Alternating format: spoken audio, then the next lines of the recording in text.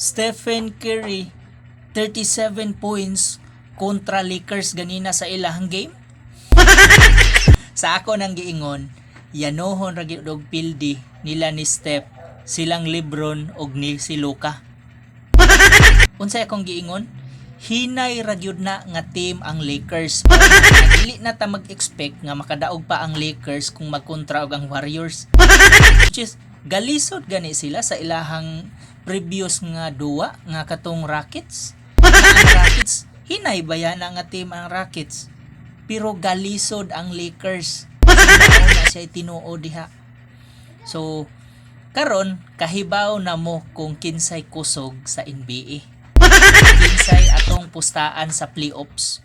Gipakita na sa Lakers ang ilang kahinay karon kontra sa no? So karon sa mga nakadaog diha sa Warriors, ala padayon mo og taya sa Warriors. Sa mga nangapildi po sa mga Lakers fans diha, bawi na lang mo sa sunod nga mga games o sa sunod nga NBA games sa 2026. Bawi na lang mo. Kay karon playoffs siniguro magina nga ang Lakers mapildi man